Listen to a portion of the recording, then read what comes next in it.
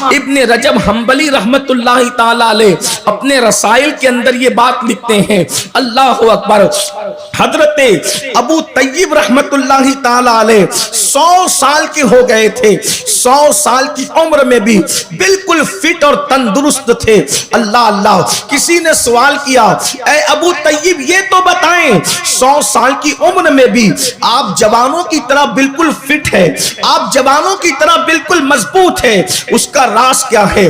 آج لوگ سمجھتے ہیں مرغن غذائیں صحت کا راز ہے، طاقتور غذائیں صحت کا راز ہے، نرم گدوں پر لیٹنا صحت کا راز ہے، مگر یاد رکھیں، تلاش کرو طاقتور غذائیں کھانے والوں کو، جو لوگ طاقتور غذا کھا کر خدا کی نافرمانی کرتے ہیں، قوت والی غذائیں کھا کر اپنی راتوں کو عیاشوں کی نذر کر دیتے ہیں، دیکھو کیسی کیسی بیماریوں کے اندر مبتلا ہوتے ہیں، کیسی کیسی تباہیوں کے اندر گرفتار ہوتے ہیں۔ میں یہ نہیں کہتا کہ جو بیماری میں مبتلا ہوتے ہیں وہ سب برے ہیں، اللہ رب العزت کبھی کبھی اچھے انسانوں کو بھی آزمائش اور امتحان کے طور پر برا بیمار کرتا ہے، لیکن اکثریت لوگوں کی دیکھی جائے تو جرائم کی بنیاد پر بیماریاں آتی ہیں۔ یاد رکھو، جوانی کے اندر پانی میں آگ لگانے والوں اور یہ سوچتے ہو کہ کون دیکھنے والا ہے، کون پکڑ کرنے والا ہے، کون روکنے والا ہے؟ جمہوری ملک میں رہتے ہیں، ہم جو چاہیں گے کریں گے، جسم ہمارا ہے، مرضی ہماری ہے، دولت ہماری ہے، مرضی ہماری ہے، طاقت ہماری ہے، مرضی ہماری ہے، آنکھیں ہماری ہے، مرضی ہماری ہے، ہم جو چاہیں گے کریں گے۔ سن لو، اگر مومن ہو تو قرآن کہتا ہے ان بطش ربک لشدید، کوئی تیری پکڑ کرے نہ کرے، اللہ پکڑ کرنے والا ہے، اور اللہ کی پکڑ بڑی سخت ہے، ہر ایک کی پکڑ سے کوئی نہ کوئی چھڑا سکتا ہے، مگر اللہ کی پکڑ سے کوئی نہیں چھڑا سکتا۔ میرا رب فرماتا ہے ان عذاب ربک لواقع، بے شک تیرے رب کا عذاب واقع ہو کر رہے گا، ما لہ من دافع، اور جب وہ عذاب دینے کا فیصلہ کر لے تو دنیا کی کوئی طاقت اس عذاب کو جو ہے وہ دفع نہیں کر سکتی، یعنی کہ اس عذاب سے تجھے بچا نہیں سکتی۔ اللہ اکبر، اے میری قوم کے جوانوں، اپنی جوانی پر رحم کرو۔ اللہ اکبر، ادھر بیٹھ کر، ادھر بیٹھ کر، یہاں بیٹھ کر، وہاں بیٹھ کر، ہوٹلوں پر بیٹھ کر، دریاؤں کے کنارے جا کر، سمندروں کے کنارے جا کر عیاشیوں کے آشیانے تعمیر کرنے والوں، رب کی پکڑ بڑی سخت ہے، جب وہ پکڑ کرتا ہے تو پھر اللہ اکبر توبہ کی توفیق بھی چھین لی جاتی ہے۔ اللہ اللہ، آج میرا جوان کہاں جا رہا ہے؟ ابو طیب رحمت اللہ علیہ 100 سال کی عمر میں بھی بالکل فٹ ہے، تندرست و توانا ہے۔ لوگوں نے پوچھا توانائی کا راز کیا ہے؟ ارشاد فرماتے ہیں جب میں جوان تھا میں نے اپنے آپ کو گناہ سے بچایا، اور جب میں بوڑھا ہو گیا تو اللہ نے مجھے کمزوریوں سے بچا لیا، اللہ نے میرے جسم میں طاقت اور قوت کو باقی رکھا۔ اور اسی طرح سے اس کے برعکس ابن رجب کہتے ہیں ایک مرتبہ سید الطائفہ طاؤس العلماء حضرت سیدنا جنید بغدادی رضی اللہ تبارک و تعالیٰ عنہ ایک مرتبہ بغداد کے بازار سے جا رہے تھے، ایک بوڑھا لوگوں کے درمیان ہاتھ پھیلا کر کے بھیک مانگ رہا تھا۔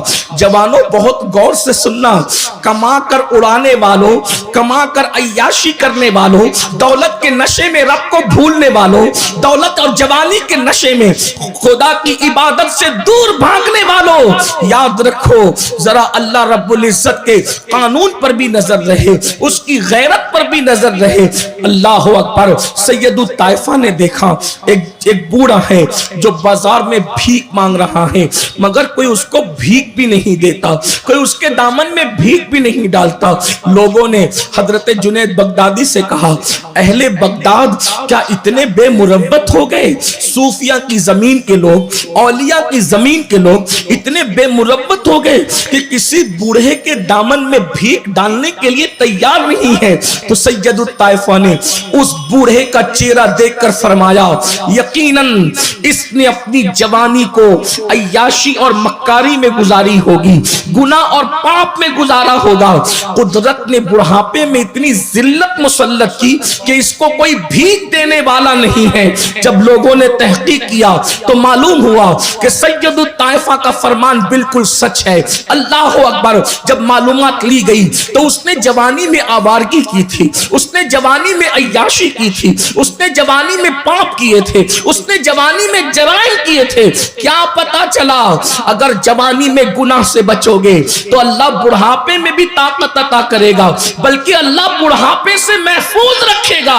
اس لیے کہ سفید داڑھی کا نام بڑھاپا نہیں ہے، جسم کی کمزوری کا نام بڑھاپا ہے، آنکھوں کی روشنی چلے جانے کا نام بڑھاپا ہے، بالوں کے جھڑ جانے کا نام بڑھاپا ہے، اللہ اکبر، اعضاء کے کمزور ہو جانے کا نام بڑھاپا ہے۔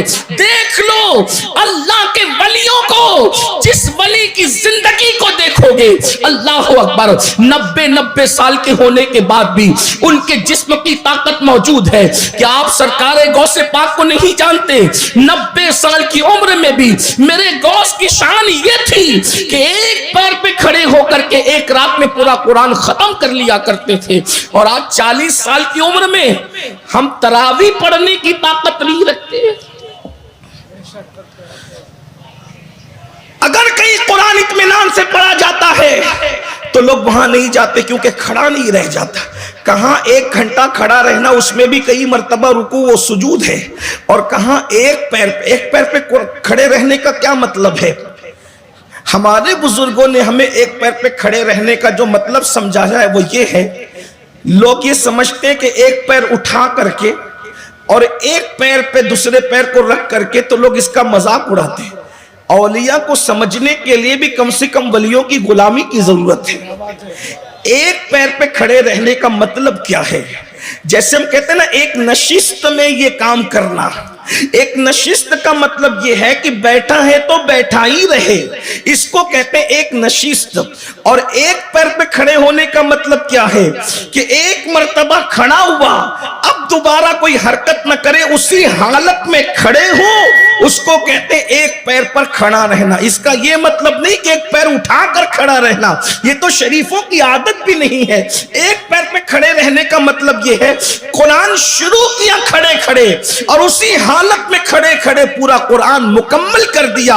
یا ایک پیر پہ کھڑے ہونے کا مطلب یہ بھی بیان کیا گیا کہ ایک پیر پر زور دے کر کے کھڑے ہوئے اور دوسرے پیر کو ہلکا کر دیا۔ یہ پتا چلا، غور تو کریں، رات بھر کھڑا رہنا کس کو کہتے ہیں، لیکن 90 سال کی عمر میں یہ عمل ہے، اللہ اکبر۔ تو پتا چلا جوانی کو جو عبادت میں گزارتا ہے اللہ اس کو بڑھاپے سے محفوظ رکھتا ہے، اور جو جوانی کو آوارگی کی نذر کر دیتا ہے اللہ رب العزت اس پر ذلت آمیز بڑھاپا مسلط کر دیتا ہے۔ اب مجھے بتاؤ، یہاں ہزاروں کی تعداد میں جوان موجود ہے، میں آپ سے پوچھتا ہوں ہم نے اپنی جوانی کی راتیں کہاں گزار رہے ہیں، اپنی جوانی کے دن کہاں گزار رہے ہیں؟ اللہ اکبر، ہفتہ ہفتہ ہو جاتا ہے، کبھی مسجد کا منہ بھی نہیں دیکھتے، ہفتہ ہفتہ ہو جاتا ہے، کبھی مسجد کے قریب بھی نہیں جاتے، بلکہ برسوں ہو جاتے ہیں فجر میں ہم مسجد کا منہ نہیں دیکھتے۔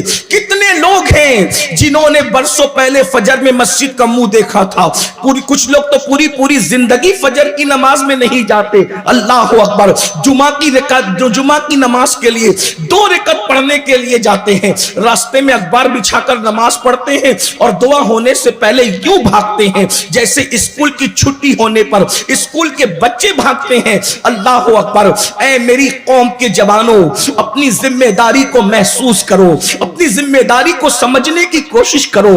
نکڑوں پر بیٹھ کر ٹائم پاس کرنا یہ جوانوں کی ذمہ داری نہیں، جوؤں کے اڈوں پر جانا یہ جوانوں کا کام نہیں، مسلم جوانوں کا کام نہیں، شراب کے اڈوں کو آباد کرنا یہ ہمارے جوانوں کا کام نہیں۔ تم محمد الرسول اللہ کے شاہین ہو، تم محمد الرسول اللہ کے عقاب ہو، تم کوے اور چڑیا نہیں ہو کہ غلاظت پر بیٹھ کر گندگی کھاؤ۔ تمہیں اقبال نے ایک عقاب سے تشبیہ دی ہے، شاہین سے تشبیہ دی ہے، اور عقاب کی فطرت آپ جانتے ہیں، وہ کبھی گندگی پر نہیں بیٹھتا، بلکہ اس کی غیرت کا عالم تو یہ ہے کہ عقاب تو گھونسلہ بھی نہیں بناتا، چڑیے اور کووں کے گھونسلے ہوتے ہیں، عقاب کا کوئی گھونسلہ نہیں ہوتا۔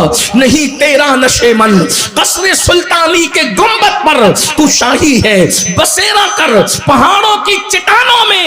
عقابی روح جب بیدار ہوتی ہے جوانوں میں، نظر آتی ہے ان کو اپنی منزل آسمانوں میں۔ کس سے شکایت کریں، شکوہ کس سے کریں؟ رات کی تاریکیوں میں صرف ہم گناہ کا منصوبہ بناتے ہیں، رات کی تنہائیوں میں صرف جرائم کا منصوبہ بناتے ہیں۔ وہ آنکھیں جو کبھی اللہ کے خوف سے رویا کرتی تھی، وہ آنکھیں جو کبھی اللہ کی خشیت سے رویا کرتی تھی، آج وہ آنکھیں سیریل میں اداکار اور اداکارہ کے جدائی کے مناظر کو دیکھ کر کے رو رہی ہے۔ ذرا غور تو کرو، وہ دل جو کبھی قرآن کی تلاوت سے تسکین پاتا تھا، آج وہ دل ننگی فلمیں دیکھ کر کے تسکین پا رہا ہے۔ تمہیں ہو کیا گیا ہے؟ اقبال نے رونا رویا تھا، متاع دین و دانش لٹ گئی اللہ والوں کی، متاع دین و دانش لٹ گئی اللہ والوں کی۔ یہ کس کافر ادا کا غمزے خوریز ہے ساقی، مگر ہم اپنی قوم سے کبھی نا امید نہیں ہے، اس لیے کہ سب سے زرخیز کوئی قوم ہے تو وہ قوم مسلم ہے۔ نہیں اقبال مایوس اپنی کشت ویرا سے ذرا نم ہو تو یہ مٹی بڑی زرخیز ہے ساقی، آؤ اپنی ذمہ داریوں کا احساس کرو۔